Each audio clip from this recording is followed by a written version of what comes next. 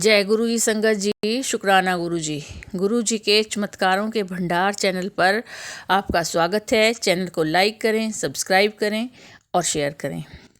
संगत जी, श्री शिव महापुराण में पढ़ते हैं आज रुद्र संहिता कुमारखंड पंचम खंड।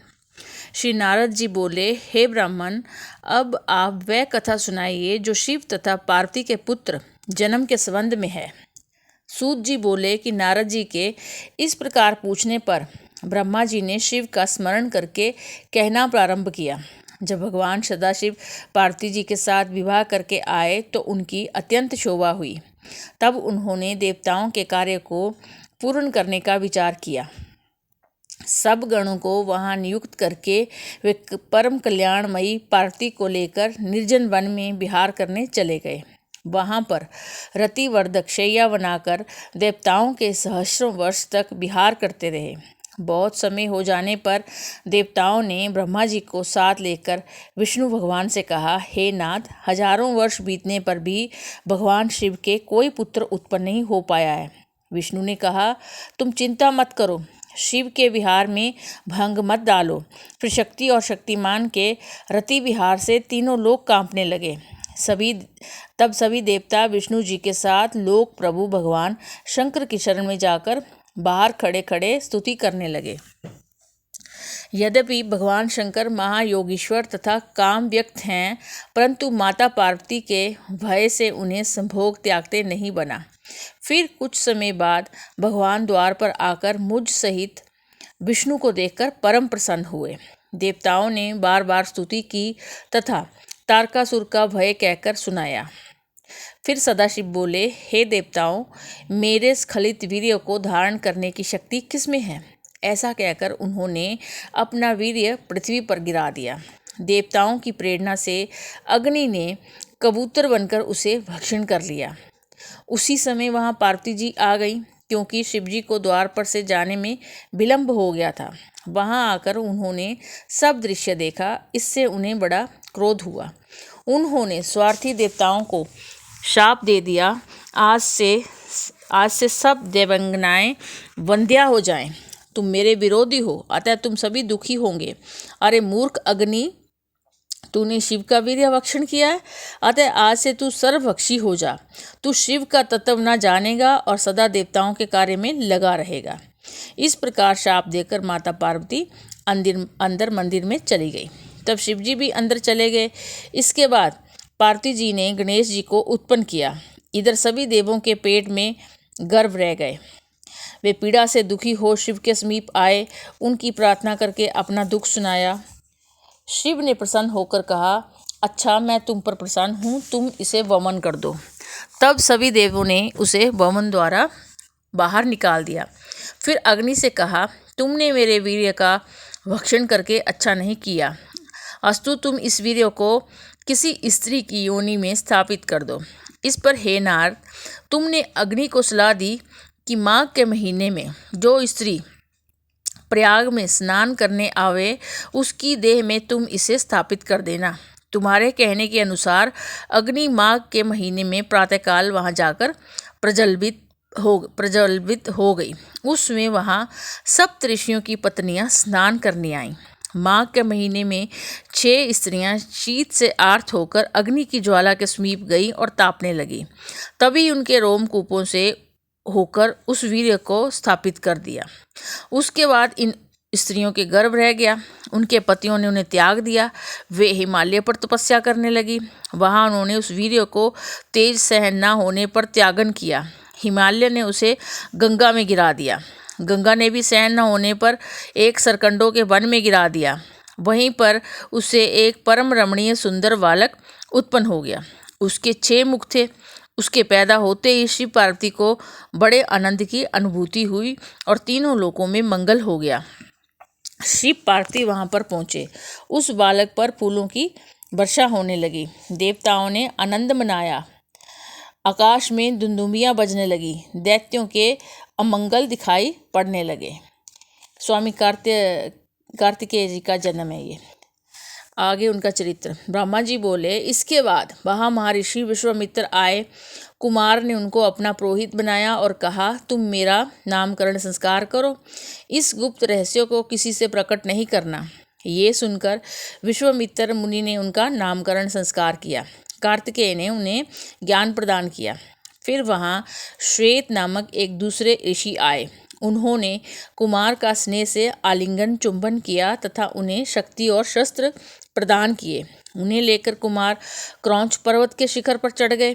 स्वर्ग में जाकर 6 कृतिकाएं मिली। उन्होंने प्रेम पूर्वक उन्हें स्तनपान कराया। कुमार ने अपने 6 मुखों से उनका स्तनपान किया।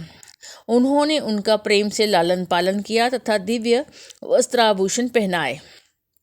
इस प्रकार जब बहुत समय बीत गया तो पार्वती ने शिव जी के उस वीर्य से उत्पन्न बालक के बारे में पूछकर पता चलाया कि उस वीर्य से एक सुंदर बालक उत्पन्न हुआ है तथा वह स्वर्ग में कृतिकाओं के पास है। उसे वे पुत्रवत पालन कर रही हैं। असंख्य वीर गणों के साथ नंदीश्वर के साथ वे अपनी माता कृतिकाओं से आज्ञा लेकर शिव जी के पास चल दिए। उस समय स्वामी कार्तिकेय ने पार्वती जी ने एक दिव्य रथ भेजा जिसे विश्वकर्मा ने बनाया था। कुमार कृतिकाओं को समझाकर अध्यात्म ज्ञान दे शिव जी के पास उस रथ में बैठकर चले।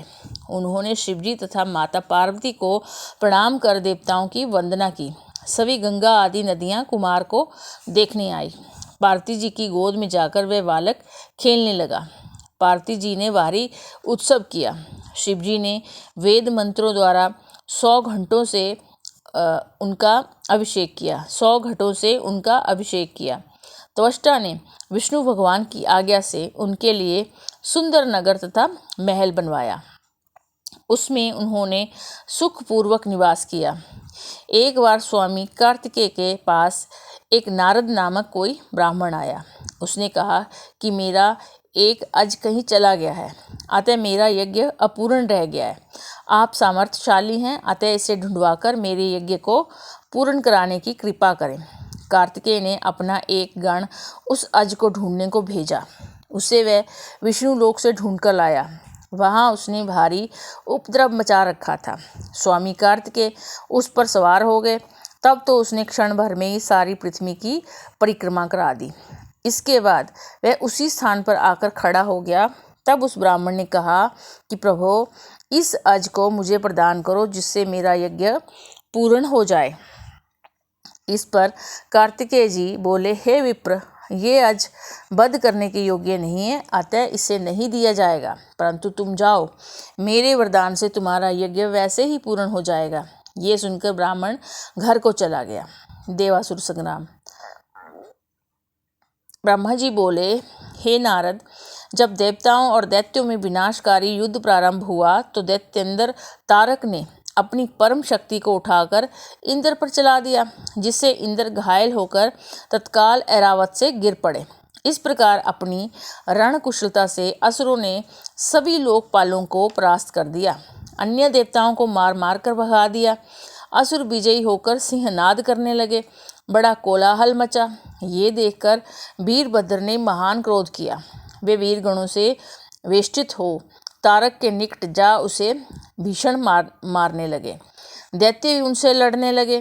त्रिशूल, सृष्टि, पाश, खंग, फरसा, पट्टिस आयुधों का प्रयोग हुआ। वीरभद्र ने तारक को घायल कर दिया। वह मूर्छित होकर पृथ्वी पर गिर पड़ा। फिर महाकौतुकी तारक ने वीरभद्र को युद्ध भूमि से भगा दिया। देवता युद्ध भूमि छोड़कर भागने लगे। फिर विष्णु जी ने तारक से युद्ध किया। विष्णु भगवान ने उस पर गदा चक्कर आदि से प्रहार किए।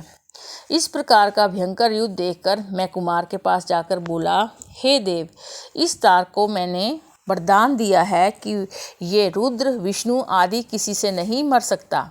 आप इससे युद्ध कीजिए, क्योंकि ये केवल आपके द्वारा ही मर सकता है। मेरी बात सुनकर कुमार रथ से उतरकर उल्का के समान चमकती अपनी शक्ति को लेकर चले। उन्हें देखकर तारक दैत्य शक्ति उठाकर प्रहार करते हुए कहने लगा, अरे मूर्ख, तुमने इस बालक को मेरे सामने क्यों कर दिया है? ऐसा करते तुम्हें लज्जा नहीं आती? परंतु विष्णु तो सदा सर्वदा से ही निर्लज तथा छली और अविवेकी है। इंद्र भी ऐसा ही है। यदि मैं इस बालक को मार देता हूँ तो इस बालक के वध का पाप इन्हीं दोनों को लगेगा। और हे बालक, तुझे तो अपने प्राण बचाने चाहिए, तू भाग जा, मैं तुझे नहीं मारूंगा। इंद्र तथा विष्णु की इस निंदा से तारक का बल क्षीण हो गया। इसी समय इंद्र ने अपना वज्र चलाकर उसे पृथ्वी पर गिरा दिया।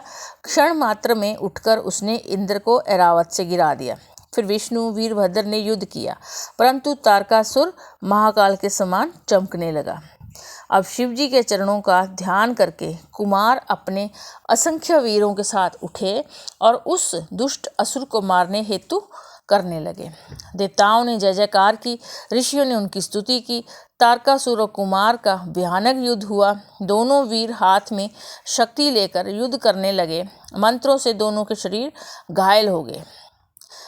देवता बैठकर संग्राम देखने लगे। फिर कुमार ने शिव और पार्वती को मन ही मन प्रणाम करके एक प्रबल शक्ति असुर पर चलाई। उससे वह विदीर्ण होकर पृथ्वी पर गिर पड़ा। इस प्रकार देवों की जय हुई, महान आनंद छा गया। माता पार्वती ने स्नेहवश कुमार को गोद में उठा लिया और प्यार करने लगी। इसके बाद कुमार ने क्रोंच पर्वत को पीड़ित करने वाले दैत्य वाणासुर को वहीं बैठे बाण से संहार कर दिया। इस पर शेष पुत्र कुमुद ने कुमार की भारी प्रशंसा की। नारद जी बोले, हे ब्राह्मण, कुमार का ये अमृतमय चरित्र तो मैंने सुना, अब कृपा कर गणेश जी का मंगलमय चरित्र सुनाइए। एक बार परमेश्वरी जगदम्बा की सखियां जया विजया ने कहा, माता, शंकर भगवान के तो असंख्य गण हैं, पर उन पर हमारा कुछ भी अधिकार नहीं चलता। अतः हे पुण्यशीले, हमारा भी कोई गण होना चाहिए, आप उसकी रचना कीजिए। फिर एक दिन पार्वती जी स्नान कर रही थी, तब नंदीश्वर द्वार पर बैठे थे।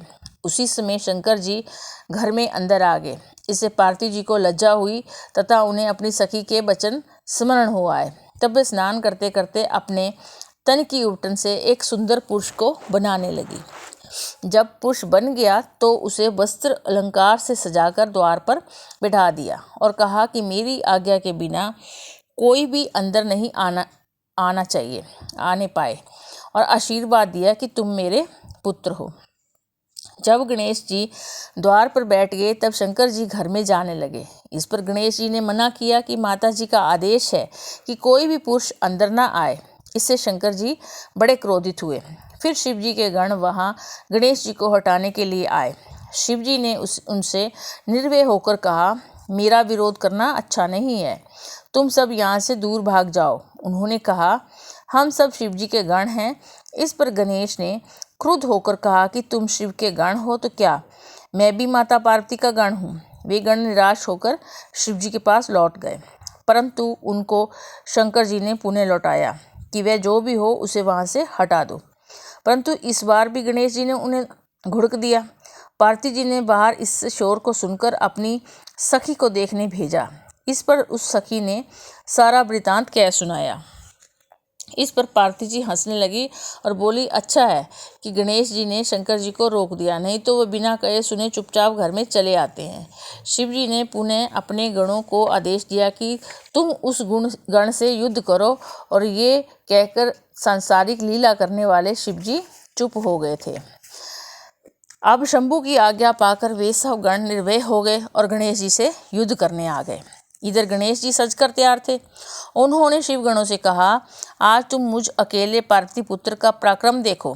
तब शिव के अनेक गण उन पर टूट पड़े। शिवगणों से गणेश ने अकेले ही युद्ध किया, परंतु शिव के गण उनका कुछ भी नहीं बिगाड़ सके।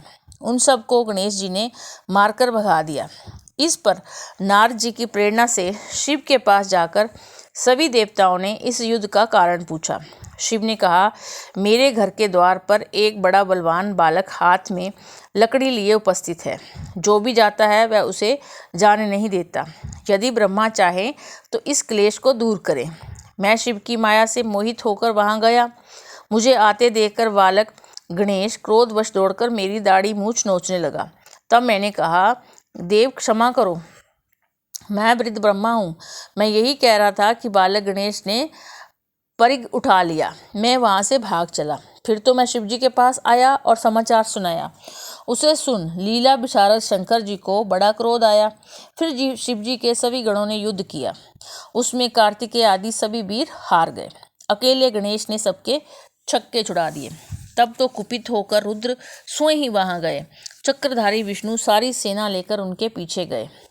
ब्रह्मा बोले, हे नारद जी, शिव जी तब तुम्हारे वचनों से उस बालक से युद्ध करने आए। एक से एक पराक्रमी देवता तथा विष्णु तक ने उनसे युद्ध किया। शिव जी भी सेना सहित उस बालक से चिरकाल तक लड़ते रहे। शिव की माया से विष्णु जी भी मोहित हो गए और वे भी परास्त हो गए। गणेश जी ने माता का ध्यान कर शिव शक्ति चलाई। फिर शिव जी ने महान क्रोध करके त्रिशूल से उस बालक का सिर काट दिया। इससे देवता निश्चिंत हो गए। हे नारद, तुमने ये सारा वृतांत पार्वती देवी को जाकर कहा और ये भी कहा कि तुम अपना मान किसी प्रकार भी त्याग नहीं करना चाहिए। ऐसा कहकर हे कलह प्रिय नारद, तुम अंतर्ध्यान हो गए। ये सुनकर देवी को बड़ा भारी क्रोध आया कि सब देवताओं और गणों ने मेरे पुत्र को मार दिया। अब मैं सबका नाश करूंगी, प्रलय कर दूंगी। ये कहकर पार्वती जी ने 100,000 शक्तियां उत्पन्न कर डाली। उनसे कहा, तुम सब देव सेना में जाकर प्रलय कर डालो। देवता, राक्षस, ऋषि और अपने प्राय जो भी मिले उन्हें झट से भक्षण कर जाना। देवताओं की सेना में जाकर वे शक्तियां उनका भक्षण करने लगी। जहाँ देखो वहाँ शक्तियां दिखाई देने लगी। वे देवताओं को अपने हाथों से पकड़ पकड़ कर खाने लगी। ये देखकर ब्रह्मा, विष्णु, महेश आदि किसी भी देवता को आशा न रही। वे कहने लगे, क्या देवी अकाल में ही प्रलय कर डालेंगी? तब ऋषियों ने प्रार्थना की, हे अंबिके, तुम्हारे स्वामी भी यहाँ स्थित हैं, उनको तो देखो, क्षमा करो, संहार हुआ जाता है। हे परमेश्वरी, अब इन सब का अपराध क्षमा कीजिए। तब चंडिका देवताओं से बोली, यदि मेरा पुत्र सब में पूजनीय हो जाए तो संहार नहीं होगा। भगवती के ऐसा कहने पर सब देवताओं ने शिवजी से कहा कि ठीक है, हमें वही करना चाहिए जिसमें सब लोगों को का मंगल होवे। तब शिवजी ने कहा, अच्छा तुम लोग उत्तर दिशा को जाओ। जो पहले प्रथम पृथ्वी की परिक्रमा कर तुम लोग उत्तर दिशा को जाओ, जो पहले मिले उसका सिर काट लाओ और गणेश के शरीर में जोड़ दो, तो ये जी जावेगा। ये सुनकर सभी देवता उत्तर दिशा में गए और उन्हें एक दांत वाला हाथी मिला। उसका सिर काट लाए, उसे गणेश जी के सिर पर जोड़ दिया। तब तो गणेश जी जीवित हो गए। उस गजमुक्त रक्त वर्ण सुंदर कांतिमान बालक की प्रसन्न वदन एवं सुंदर आकृति की शोभा बड़ी ही देदीप्यमान थी। शिव पुत्र को जीवित हुआ देखकर सबका दुख दूर हो गया। तब सबने देवी को उसे दिखलाया तो पार्वती जी प्रसन्न हुई। देवी पार्वती जी गणेश जी के जीवित होने पर बड़ी ही प्रसन्न हुई। दोनों भुजाओं में भरकर उनका आलिंगन किया, अनेकों प्रकार के वस्त्र आभूषण पहनाए, सब ने उनकी पूजा की। देवी ने उनका मुख चूमकर ये वरदान दिए, हे पुत्र, तुम्हारे मस्तक पर सिंदूरी निशान है, अतः सभी तुम्हें सिंदूर से पूजा करेंगे। तुम्हें सभी सिद्धियां प्राप्त होंगी। तुम्हारी पूजा से सभी प्रकार के विघ्न दूर होंगे। शिव जी ने उनके सिर पर हाथ रखा और कहा कि ये मेरा दूसरा पुत्र है। गणेश जी ने उठकर शिव जी को प्रणाम किया और सभी देवताओं से प्रणाम करके अपने अपराध की क्षमा मांगी। त्रिदेवी ने सबके पूज्य और गणनाथ होने का वर दिया। सबने कहा कि मनुष्य सर्वप्रथम इनकी पूजा करेंगे और पीछे हमारी। सर्वप्रथम शिव जी ने मांगलिक वस्तुओं से गणेश जी की पूजा की। फिर विष्णु जी ने, ब्रह्मा ने तथा पार्वती देवी ने पूजा की। सभी ने एक स्वर से उन्हें सर्वाध्यक्ष कहा। देवताओं की धुंदुवी बजने लगी तथा अप्सराएं नृत्य करने लगी। बड़ा उत्सव हुआ। सभी देवता आज्ञा लेकर अपने अपने स्थान को गए। शिव, पार्वती, गणेश सहित आनंद पूर्वक विराजे। जो मनुष्य इस मंगलदायक कथा को सुनेंगे उन्हें गणेश जी की कृपा से सर्व मंगल तथा मनोरथ प्राप्त होंगे। ब्रह्मा बोले, हे मुनिश्रेष्ठ, अब गणेश जी के माता पिता के पालन करने पर बड़े हुए। वे कुमार के साथ ही खेल कूद करने लगे। एक बार शिव पार्वती एकांत में विचार करने लगे कि अब दोनों का विवाह कर दिया जाए। तब माता पिता की इच्छा जानकर दोनों ने एक साथ कहा कि पहले मैं विवाह करूंगा, मैं पहले विवाह करूंगा। इस पर दोनों परस्पर विवाद करने लगे। ये विवाद देखकर शिव पार्वती विचारने लगे कि इनका विवाद कैसे दूर किया जाए। तब उन्होंने एक उपाय सोचा कि तुम दोनों ही एक समान प्रिय हो, अतः तुम में जो प्रथम पृथ्वी की परिक्रमा करके आ जाएगा उसी का प्रथम विवाह करेंगे। ऐसा सुनकर कार्तिकेय जी पृथ्वी की परिक्रमा के लिए झट से चल दिए, परंतु गणेश जी बुद्धिपूर्वक सोचने लगे कि मैं क्या करूं, कहाँ जाऊं, मुझसे तो एक कोस भी नहीं चला जाता। फिर सोच विचार करके माता पिता से बोले, आप दोनों सिंहासन पर बैठिए, मैं पूजा करूंगा। तब पार्वती और शिव जी गणेश जी की पूजा ग्रहण करने बैठ गए। गणेश जी ने दोनों की पूजा की, परिक्रमा की, फिर स्तुति करके माता पिता से बोले कि अब आप मेरा विवाह कर दें। शिव जी ने पूछा, क्या तुम पृथ्वी की परिक्रमा कर आए? कुमार गए हैं, जाओ तुम भी शीघ्र परिक्रमा कर आओ। गणेश जी हाथ जोड़कर बोले, जब मैंने आपकी 7 बार परिक्रमा कर ली, तब आप कैसे कह सकते हैं कि परिक्रमा कराओ? क्या इसमें पृथ्वी की परिक्रमा नहीं हुई? क्या ये वेद शास्त्र असत्य हो जाएंगे? अतएव आपको शीघ्र ही मेरा विवाह कर देना चाहिए। पुत्र की ये बुद्धिमानी की बात सुनकर माता पिता चुप हो गए। इस पर जगत के माता पिता पार्वती शंकर जी गणेश जी से बोले, हे पुत्र, तुम्हारा कथन यथार्थ है, तुम्हारी बात हमने मान ली है। इस प्रकार उन्हें आश्वासन देकर शिव पार्वती ने उनके विवाह की इच्छा की। इसके बाद प्रजापति ने अपनी कन्या सिद्धि बुद्धि के विवाह के लिए शिव जी के पास जाकर बातचीत की। शिव जी ने उनका प्रस्ताव स्वीकार करके गणेश जी का विवाह निश्चित कर दिया। शिव के विवाह की भांति सभी देवता इस विवाह में आए। विश्वकर्मा ने गणेश जी का विवाह किया। गणेश जी प्रसन्न हुए।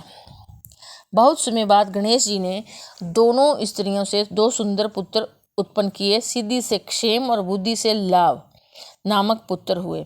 इसके बाद कार्तिकेय जी पृथ्वी की परिक्रमा से लौटे। रास्ते में नारद जी ने उन्हें ये सारा हाल सुना दिया। तब के कुमार के क्रोध की सीमा न रही और माता पिता को प्रणाम करके उन्हें मना करने पर भी क्रौंच पर्वत पर जाकर तप करने लगे। कुमार के विरह में माता पार्वती जी को भारी दुख हुआ। तो संगत जी, आज यहीं तक का अध्याय हम पढ़ते हैं। कल पढ़ेंगे रुद्र संहिता युद्ध खंड 6म खंड, जिसमें त्रिपुरासुर का वर्णन होगा। इसी के साथ ही आपका दिन मंगलमय हो। जय गुरु जी।